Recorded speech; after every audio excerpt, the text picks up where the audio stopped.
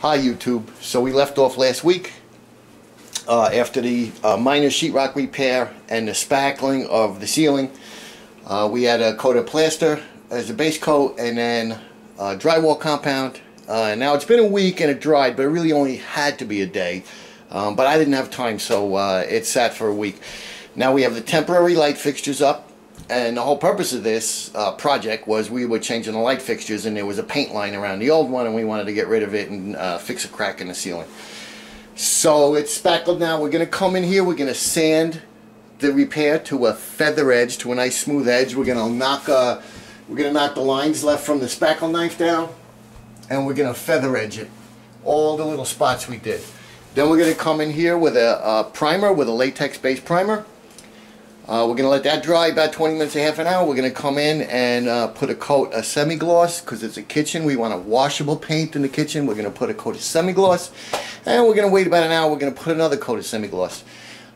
In the meantime, what I have done is, because it's kind of messy with this sanding of the compound and the priming and the painting with the rollers, is I've covered the whole kitchen from the bottom of the crown molding to the floor with plastic sheeting all around, which is going to make cleanup a breeze, and it's also going to make painting it a lot easier, because I can just get in there and paint my molding. I don't really have to cut an edge, and being careful not to get paint on the wall.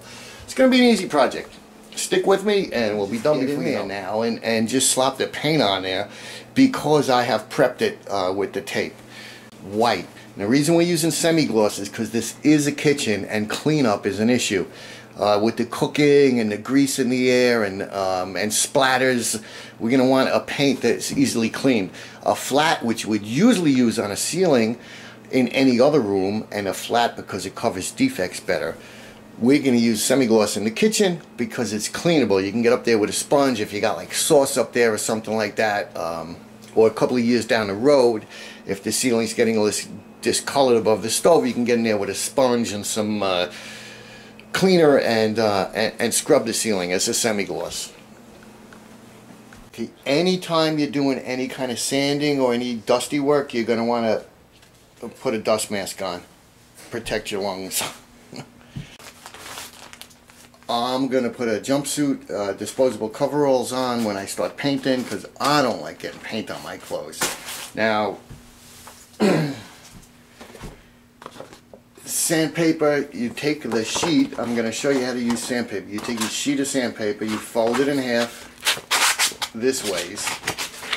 Okay, fold it in half this way, and then fold it over again to make your a line that's easy to rip, and then fold it again just to make it easy to rip. Now we're going to rip it right in that line, and we're going to end up with two pieces. And then you take one of the pieces and you fold it in thirds, like so. Now you're going to hold it with a flat hand when you sand. Keep it flat so you don't get any finger marks. And when you use up this side and it gets to where it's not sanded too good, you got another side. And then you have the third side.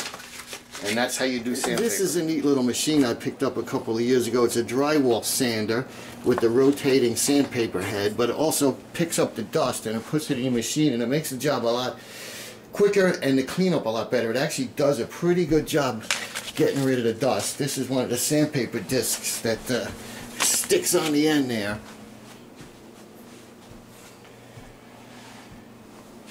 The important thing with this machine is to keep it moving. You don't want to leave it in one spot spinning. Keep it moving and it does its job.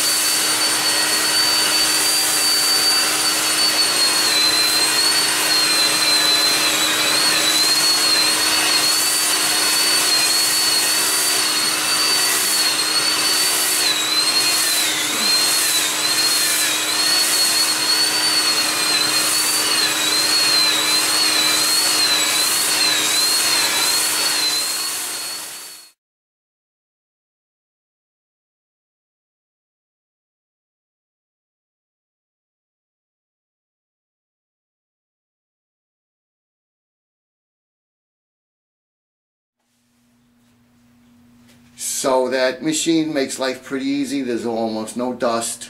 I'm just going to go now again with a flat hand and some 120 grit paper, and I'm going to catch some of the corners and some little defects that I missed. But basically the sanding is done, and a pretty neat job if I don't mind saying so myself. I told you this job was going to be easy. We're ready to prime. I'm using a latex primer which has like a 1 hour dry time, so I'll be able to come right away with my semi-gloss. I'm going to cut in the edges first with this 2-inch angled sash brush, although any 2-inch brush doesn't have to be an angled sash brush.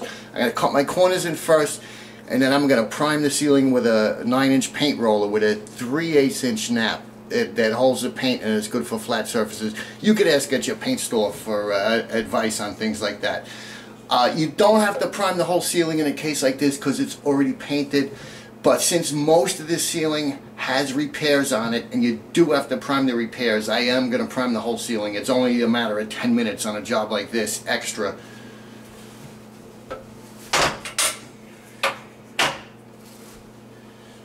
We're using a latex primer, has like a 1 hour dry time, and it's a water cleanup, easy to do.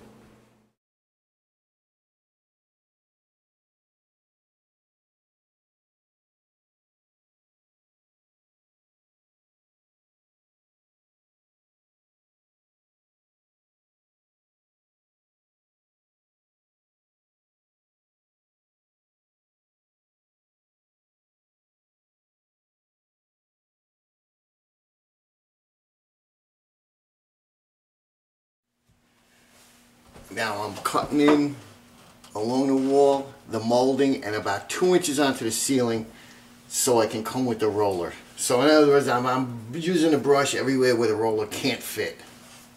For you that are following along.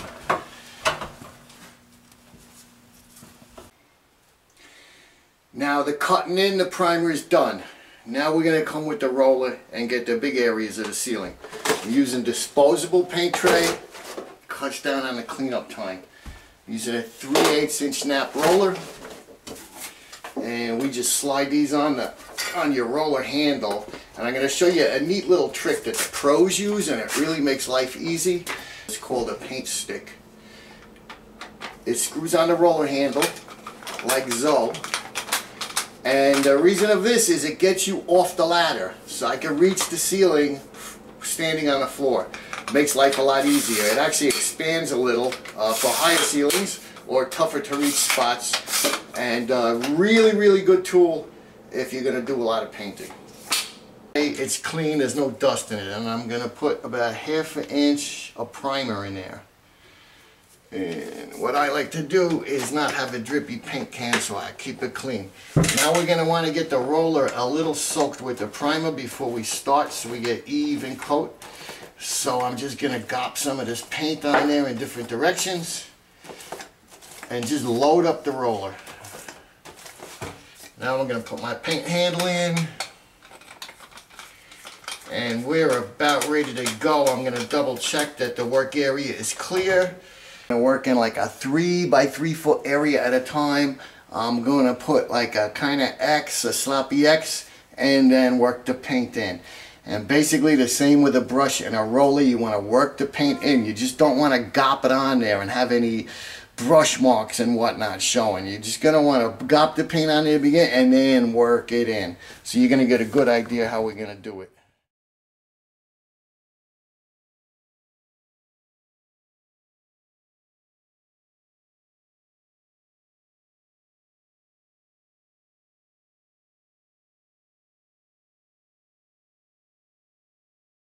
Bringing the shaft of the roller handle down on the edge of the garbage can, and momentum is going to bring that roller about halfway off. Check it out. Take it.